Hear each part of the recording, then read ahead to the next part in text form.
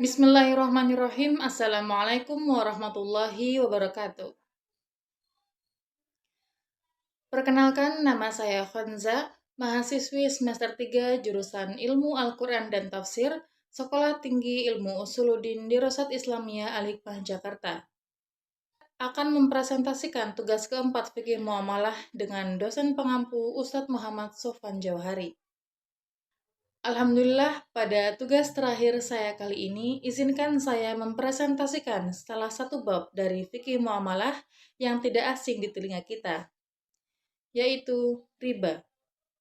Arti riba secara bahasa berasal dari kata roba yarbu, roban roboatan, yang berarti bertambah atau tumbuh subur. Korelasinya adalah, seseorang yang melakukan riba, maka hartanya akan terus bertambah dan berkembang secara lahiriah. Akan tetapi hal ini dibantah oleh Allah Subhanahu wa taala seperti yang dijelaskan dalam Quran surat Ar-Rum ayat 39. وَمَا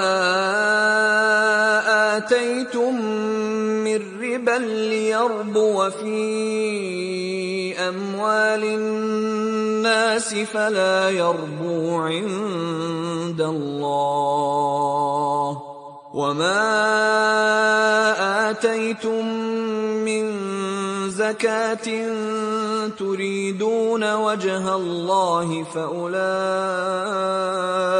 هُمُ الْمُضْعِفُونَ. Yang dijelaskan bahwa apa yang kamu lakukan dalam bentuk riba tidak akan bertambah di sisi Allah. Adapun yang kamu berikan berupa zakat, yang kamu maksudkan untuk mencapai ridha Allah, maka orang-orang yang melakukan itulah yang akan dilipat gandakan pahalanya. Ada beberapa definisi mengenai riba dari para ulama. Yang pertama, suatu tambahan dari harta pokok secara batil. Yang kedua, melebihkan suatu harta yang dipertukarkan atau riba fadl. Dan penangguhan atas pembayaran dari pertukaran barang sejenis atau riba nasi'ah. Yang ketiga, penambahan harta ribawi sejenis yang dipertukarkan, seperti adanya penangguhan penguasaan terhadap benda yang wajib dikuasai. Definisi yang keempat yaitu, menurut Imam Nawawi, riba adalah tolabuz ziyadati fil mali bi ziyadatil ajal, yaitu meminta penambahan harta dengan waktu sebagai kompensasinya.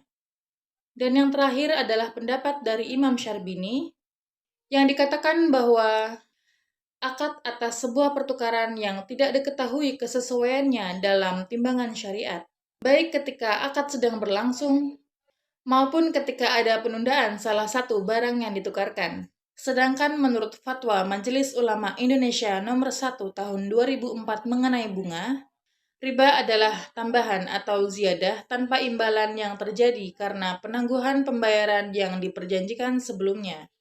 Dan inilah yang disebut dengan riba nasi'ah. Intinya, hukum riba tidak menjadi perdebatan para ulama. Tetapi, ulama tidak sama dalam mendefinisikan riba. Namun, semua ulama sepakat bahwa hukum riba adalah haram.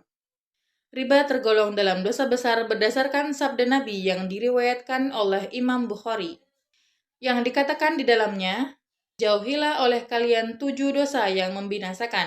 Para sahabat bertanya, apakah itu ya Rasulullah?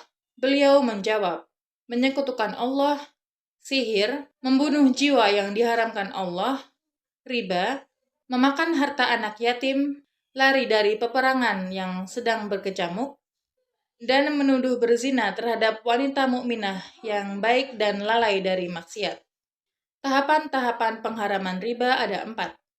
Pada tahapan yang pertama, tidak ada pernyataan yang jelas bahwa riba itu haram. Dalilnya ada dalam Quran surat Ar-Rum ayat 39. وَمَا آتَيْتُم مِّن رِّبًا لِّيَرْبُوَ فِي أَمْوَالِ النَّاسِ فَلَا يَرْبُو عِندَ اللَّهِ وَمَا آتَيْتُم مِّن زَكَاةٍ تُرِيدُونَ وَجْهَ اللَّهِ فَأُولَٰئِكَ هُمُ الْمُضْعِفُونَ. Pada tahapan kedua dijelaskan bahwa riba diharamkan bagi orang Yahudi.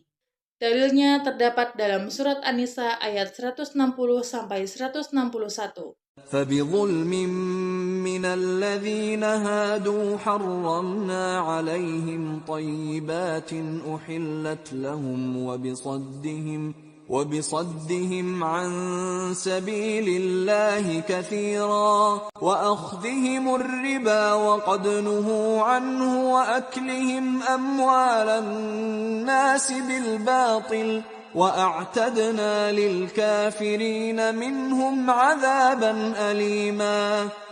Pada tahapan ketiga, riba yang pada umumnya berlipat ganda itu haram. Dalilnya terdapat dalam surat Ali Imran ayat 130. يا أيها الذين آمنوا لا تأكلوا الربا أضعافا مضاعفة واتقوا الله لعلكم تفلحون. Dan pada tahapan terakhir, Allah mengharamkan semua riba yang tersisa, baik sedikit maupun banyak. Dan orang yang menghalalkan riba, berarti ia sedang berperang melawan Allah dan Rasul-Nya. Dalilnya terdapat dalam surat Al-Baqarah ayat 278-279.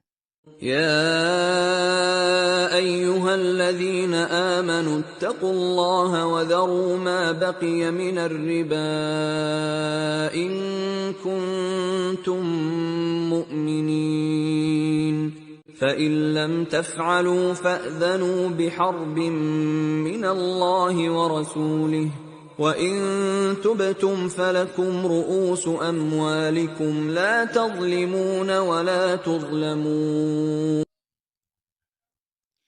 Wallahu a'lam bishawab. Saya kira cukup sekian presentasi yang dapat saya sampaikan. Kurang lebihnya saya mohon maaf.